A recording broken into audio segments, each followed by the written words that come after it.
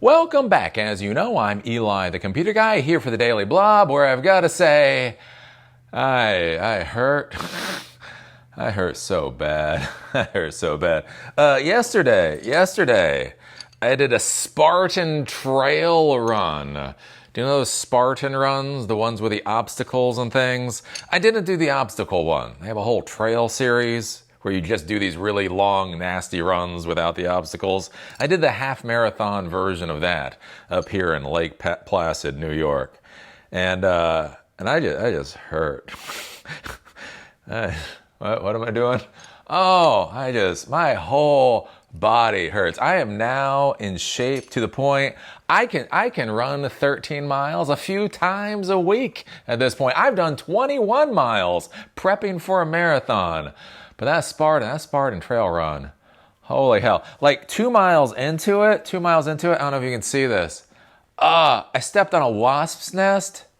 You want to talk about a day that looked beautiful, started well, then went downhill. Literally, so 13 and a half mile run, half marathon. 2 miles into this half marathon run, I step on a wasp nest. Wasp nails me in the ankle 3 times. Literally to the point I started feeling sick from it. And then I just kept on running. Because that's what you do. Oh. And then you're just in pain for days. So anyways, anybody out there, if you've been thinking about doing the Spartan trail run, just realize, that is an experience. It's an experience. Truthfully, I never get hungry. I don't get hungry when I run 13 miles. Who gets hungry running 13 miles?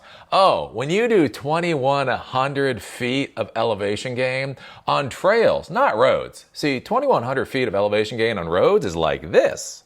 2,100 feet of elevation gain on trails is like this. Oh my God, I got so hungry. It was like 9 miles in. I'm at a little cliff bar. Oh, it was a hell of a thing. Anyways, what am I talking about? Why are we here? Why are we? Oh, we're talking about OpenAI. Okay, let's talk about artificial intelligence. Eli, what are you doing talking about touching grass? We don't come here to talk about grass and going out and living in the real world. We come here to bitch about stupid crap that's going on in the technology world. Anyways, I think this is interesting. Because I think this kind of starts to show the fundamental problems of the AI business plan. Is there a plan? With this whole AI bubble? I don't think there's a plan with this AI bubble. But one of the things I've been talking about for a while, right, is my whole question about the business rationale around quote-unquote AI. And when I talk about quote-unquote AI, it's LLMs, reasoning models, multimodal models, all these models, right? LLM, we just put it under the thing of LLM. And not because it's not valuable, not because it's not paradigm changing. But at the end of the day, there's only so much value in these products, right? If the entire sector is worth $100 billion and you have too many companies going after that sector, there's just not enough money there for everybody to be successful, right? I've talked about this. With the first half of this year, what is it? There's like 120. I did a video on this, talking about this a little while ago. There's already been something like $120 to $150 billion in CapEx investment into artificial intelligence. 6 months, in the first 6 months of 2025. And within the next fiscal year, however that works out, it gets a little wonky, but it's going to be $400 billion in CapEx investment. And the issue that you run into is not, is AI valuable? Is AI world changing or whatever else? But like, is it that valuable is a huge question. And I've been talking about this with the basically so many companies going after this particular sector. Then the companies that are going after the sector, some of them are just being, they're being how the tech industry is, like with Meta, with Mark Zuckerberg. God bless that passive-aggressive bastard, Mark Zuckerberg, at least as far as AI is concerned, right? So all these companies, right, you have OpenAI trying to make money off of LLMs, you have Anthropic trying to make money, you have Mistral trying to make money, you have Microsoft trying to make money off of LLMs, and then Mark Zuckerberg just comes out right with the llama models. So they keep improving these llama models, and it's just like, here, anybody can use this. Like, wait, what? And that basically they just drop it in the market. It's not open source or even open weights, or maybe at this point it is. The main thing with theirs is a proprietary model, but anybody can use it for damn near any reason as long as you have less than 700 million monthly active users. Basically, Snapchat was the idea. Anybody in the world can use it other than Snapchat, because that's the kind of person Mark Zuckerberg is, right? But anyways, that's the thing, right? You have this gazillion-dollar company. You have this CEO willing to put $70 billion into AI investment alone in a single year. And when they come out with their LLM product, they're just like, here, use it. And that's before you get into China with DeepSeek and all of their kind of open source models. And so one of the big questions that just comes up is like, what is the actual financial business plan behind all of this AI, and will it be able to make back the investment that's going into it? And every single day, I have to truly question if it will. Like, one of the things that's interesting, so OpenAI just debuted their open weights, not open source, open weights models. So they have a 20 billion parameter model, and then their bigger parameter model. So I have an M2 MacBook Pro, 32 gigs of RAM, blah, blah, about 2 years old at this point. I've actually been running, so using Ollama. So Ollama is an LLM type thing framework, so you can run these models on your local computer.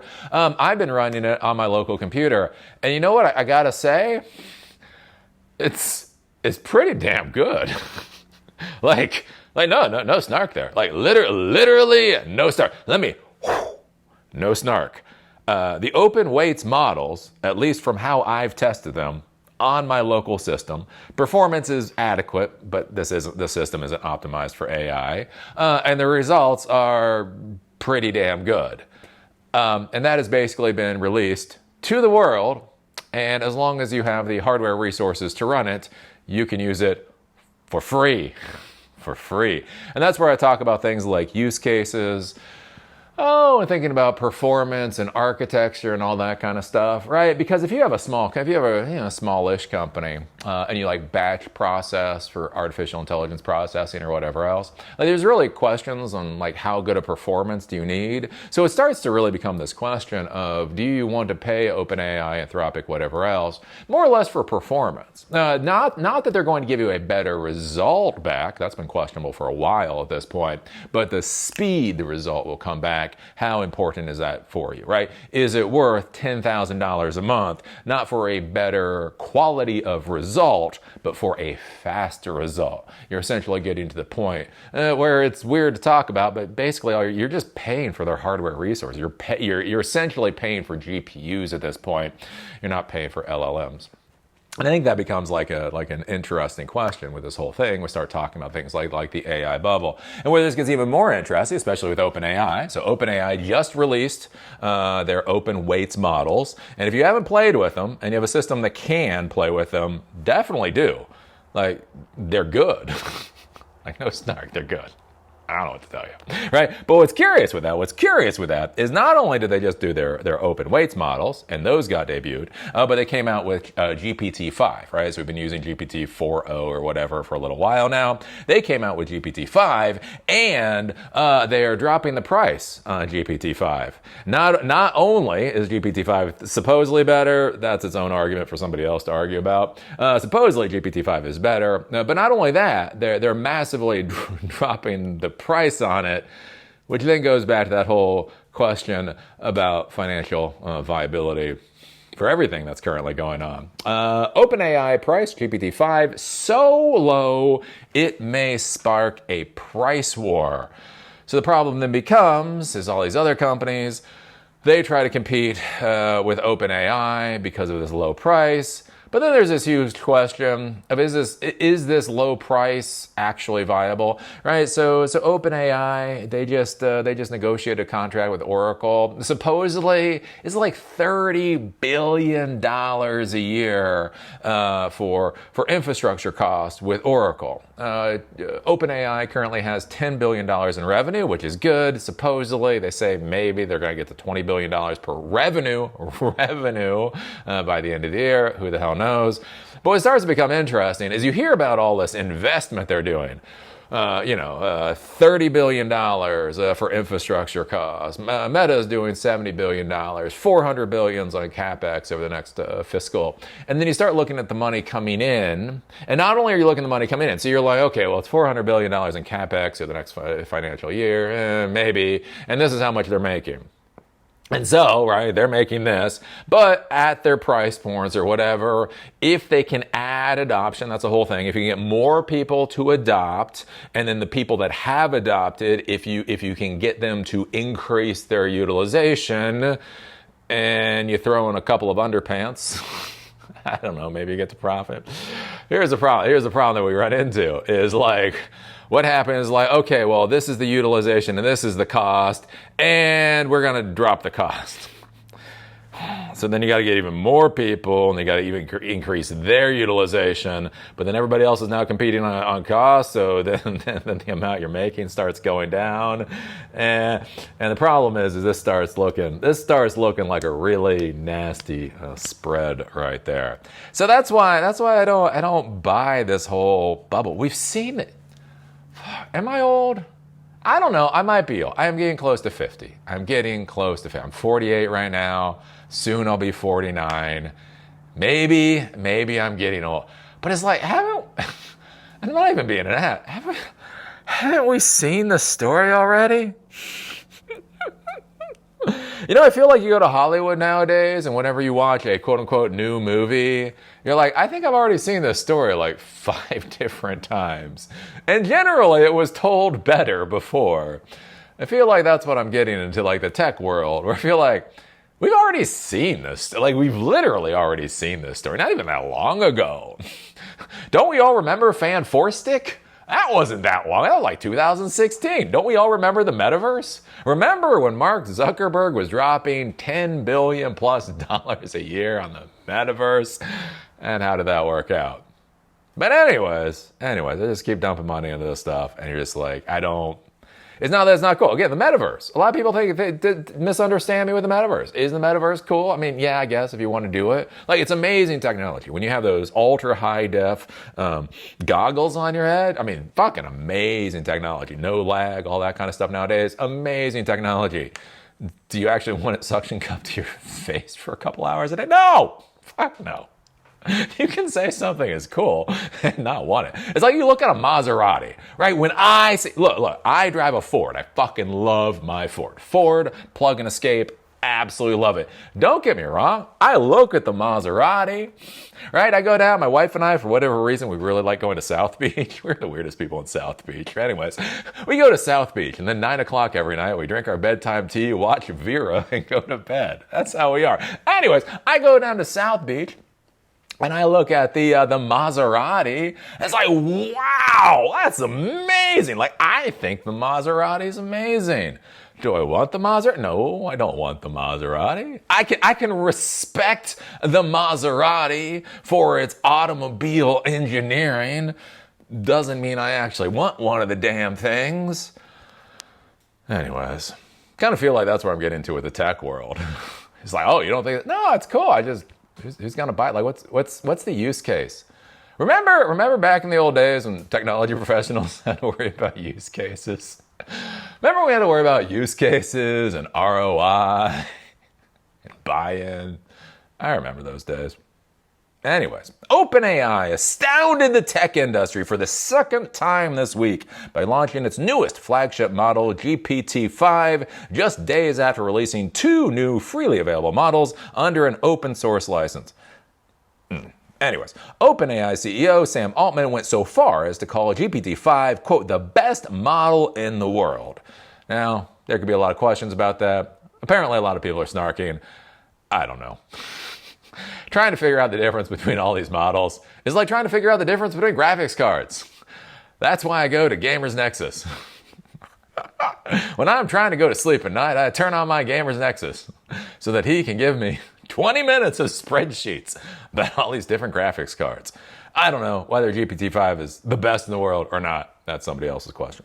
Anyways, it's a model that performs well for a wide variety of uses, particularly coding. And as Altman pointed out, one area where it is undoubtedly competing well is price. Quote, very happy with the pricing we are able to deliver. And now think about that with that kind of, like in the modern world, and again, hyper investment, right? So if you go to a burger joint and they're able to deliver you a hamburger for $1, right? Hey, we brought back the dollar menu. Then they've had to figure out how to make that burger for 50 cents. What's in the burger? It's meat. It's meat. We figured out a way to supply enough meat for a burger for 50 cents, right? Because they have revenue, and more importantly, they have to have profit to be able to drive the business. The issue that we get into currently, like with OpenAI, is they're currently going through like a $40 billion investment round. I do believe they're trying to get like 300, they're trying to get their valuation. No, it was like $500 million. They're trying to get their valuation way the hell up. They're currently within so many tiers of their latest investment round. They're literally trying to get $40 billion in a single investment round, being led by SoftBank. And you know when SoftBank is leading around, what do we know about that? Anyways, right? So they have tens of billions of dollars in investment. So one of the things you kind of have to think about here when they say we are able to deliver is basically their investors are willing to allow them to burn billions and billions and billions of dollars in cash. What does that mean for tomorrow or the next day? Who the hell knows? Top level GPT-5 API cost, and this is amazing. $1.25 per 1 million tokens of input. So 1 token is approximately 750 words. A token is a word, a part of a word, or a symbol. We've talked about this kind of thing before. Anyways, actually breaking down tokens is a complete pain in the ass. When you average it out, horseshoes, hand grenades is about 750 words to a token. So if you talk about 1 million tokens, that is 750,000 words of input for $1.25. So something like a book.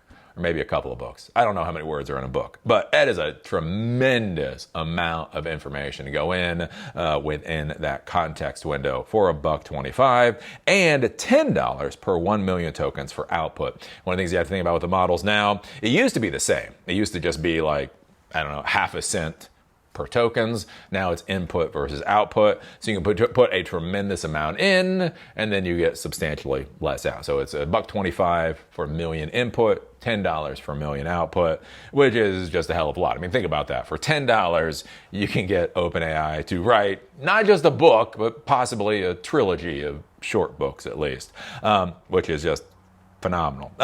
Plus 0.125, so 12.5 cents per 1 million tokens of cached input.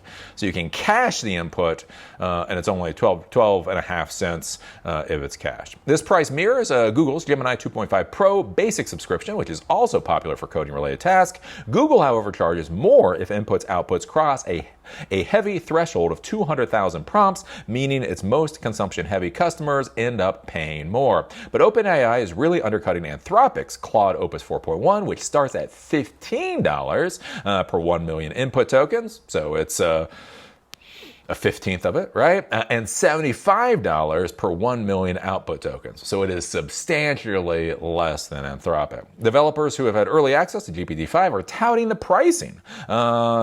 Simon Willison, one of the developers featured in OpenAI's launch video, writes in his review, quote, "The price is aggressively competitive with other providers." But GPT-5 is also priced competitively with GPT-4o alongside co-founder and CEO, blah, blah, blah, writes GPT-5 is, quote, cheaper than GPT-4o, which is fantastic. Intelligence per dollar continues to increase. which basically means revenue per intelligence continues to decrease, which, for me, that's good. For OpenAI, it's questionable. Silicon Valley has been hoping that the LLM price-to-performance ratio will eventually improve along with inference costs, but it seemed like such an equalization could be years away as the tech industry invests hundreds of billions to build data centers and infrastructure to support growing AI demand. OpenAI itself has a $30 billion per year contract with Oracle for capacity when it's only recently hit annual recurring revenue of $10 billion. Meanwhile, Meta plans to spend $72 billion in AI infrastructure in 2025, and Alphabet has set aside $85 billion for CapEx expenditures in 2025, driven by AI needs. So, yeah, lots and lots and lots and lots and lots and lots of investments into AI infrastructure. At the exact same time, the amount of money you're getting from, the usage of AI is going down quite significantly. Does this actually turn into a viable business? Spoiler? Can I just say I'm from the future at this point? Like, hey, can I just say I'm from 5 years from now and be all like mystical about it? We all know it's gonna happen, right? No, this shit doesn't work. This shit doesn't work. You don't need a PhD in fucking economics to understand this shit doesn't work. We have seen this shit so many times. This is a very, very, very bad Disney movie. We've all seen Fan Four Stick. We know how the fuck this ends. What is wrong with everybody? So yeah, I don't... Oh, 2025. 2025, the year it all ended. When I was a kid, when I was young, when I was a teenager, right, the U.S. had won the Cold War. And there was this whole idea, the concept of the end of history. You think you're sad sacks now. When I graduated high school, we graduated into a time period we were literally told was the end of history. We were told that every important and significant thing that could be done basically had been done already. And all we were going to do is leech off of our parents until the day we died. Kind of funny. It's kind of funny how we keep saying that's what the young people will do, regardless of what happens in the intervening years. I don't know. Maybe 2025 will actually be the end of history. It's kind of like that whole thing with like .com versus brick and mortar stores like back in 2000. And everybody was like, .com is going to take over. You will buy dog food from the internet. And it was just too early. Like in 2000, it was just simply too early. I did not buy dog food on the internet in 2000. It's just, why? Why in the hell would I buy dog food on the internet in 2000? That's dumb. And now it's 2025, and I buy V-Dog on the internet. My little Chihuahua, it's only the finest dog food. Literally shipped to our house. Maybe that's the thing. Maybe like the end of history, it was just a little too early. Maybe history was not going to end in 1995, but it is going to end in 2005. Yeah. Anyways, I don't know. Some things to ponder, some things to think about. Yeah, I just don't see how this ends well. I don't see how this fucking ends well for anybody. I was watching Hank Green. I was watching Hank Green yesterday.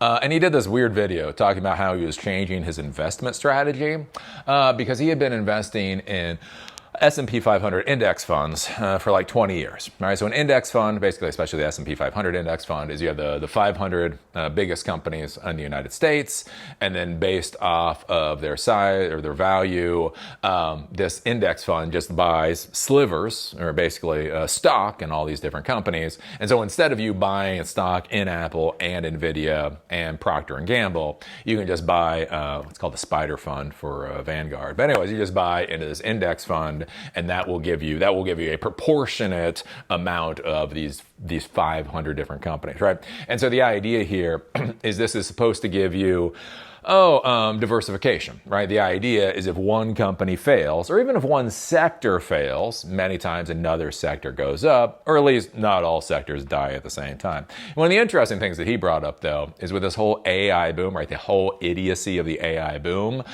is that in the S&P 500 now, 10 tech companies make up 40% of the value of the S&P 500 index, right? So the idea, right, if something happens with AI, if surprise, AI doesn't go where people think it's going to go, it's not.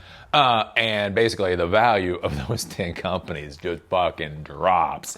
Basically, all of a sudden, you don't actually have diversification, right? 40% of your assets in an index fund are now directly correlated to artificial intelligence. That's what it is, right? NVIDIA and Microsoft and all these tech companies is all about artificial intelligence. When artificial intelligence is not the business proposition that we've been led to believe it is, and those fold, all of a sudden that's just going to tank all these S&P 500 index funds and the investors in there. And I think that's kind of the interesting thing to be looking at with this whole disaster of like AI it's just skewing everything so stupidly. And what happens when it blows up? Like you hear about this with these electricity capacity, right? So they're moving these AI data centers into areas that don't necessarily have enough electricity to support the AI data centers. So you have in Memphis, right? You have Elon Musk bringing in his own power generators. That's pretty stable. If XAI blows up, probably doesn't do a lot to Memphis. But in a lot of areas, right? You have Microsoft, who's going to be using one of the turbines or the generators from 3 Mile Island. That is literally going to be supporting just AI, right? You have all of this electricity infrastructure investment that's going in order to support AI. And then what happens when AI blows up? The way we know it is. Imagine when AI. I mean, this is how catastrophic this whole AI thing is. When AI blows up, not only does AI blow up and screw OpenAI or whatever, but it's also going to screw all of those retirees that have invested in index funds because they thought that was the safe way to go because they no longer have real diversification because of how everything is skewed. Think again like infrastructure investment in infrastructure into electricity grids and that type of deal. Think about all the follow-on effects when AI blows up the way it's gonna. It's got like in what other world? In what other world can there be so many open source products? Can there be so many essentially free products that all you have to do is download them and run them? And you have these companies putting $400 billion of investment to compete with absolute free. Right, I don't know, like $10 billion investment, maybe $20 billion. I mean, there is a level, there is a, but how do you say $400 billion of investment makes sense when the market literally has free options? Anyways, Eli, why are you mad and angry all the time? Because this doesn't fucking make sense. Look, I remember when technology made sense. Active Directory made sense. Print servers. Oh, do you remember the world of technology and print servers? Like I never went into the office in the morning, grabbed a cup of coffee and looked at my peer and said, print servers are going to destroy our society. Listen to me here about how print servers are going to fundamentally destroy our economic system. I never said that about print servers. Like whatever the fuck I said about Outlook OST files, right? Those were shitty. I was never worried about Outlook OST files like destroying society. They're a pain in the ass. Anyways, so what do you think about this? What do you think about the cost of AI continuing to plummet? right? The cost required in order to access intelligence continues to plummet. There's free versions out there. ChatGPT is even cheaper than the other models, right? At the exact same time, they're putting so much investment in this sector. Am I the only one? I know. You gotta understand. This story is new. This story is new. I don't know. Put your thoughts down below. Give us a thumbs up. Give us a thumbs down. Tell me I'm amazing. Or tell me I'm an idiot. It doesn't matter. The only thing that makes less sense than AI is modern social media. And in modern social media, all that matters is that interaction. Call me a moron. Just do it down there in the comment section like a real alpha dog would. Woof, woof. Anyways, SiliconDojo.com exists. We're doing our next fireside chat with David Cox, VP of AI Models over at IBM. That is going to be going on Tuesday, my timeline, so it's a couple of days from now. So with Silicon Dojo right now, we're doing a lot of fireside chats. And basically the idea is bringing in real technology professionals to talk about the real world of technology. We just had Sean Orbas in. Orbas. He's a CTO and co-founder of an integrations company. He talked about how they're actually using artificial intelligence and all these kinds of things. So we bring those people in to talk about the real world, not the hypothetical. Where are they placing their $100,000 bets? So we're going to have the VP for AI models of IBM on, and we're going to be having more of those going in the future. You can go to silicondojo.com. You can RSVP for free. Basically, it's a Zoom call. You can ask your little questions in the chat stream. That's how it works. That's all I got for you today. See y'all later.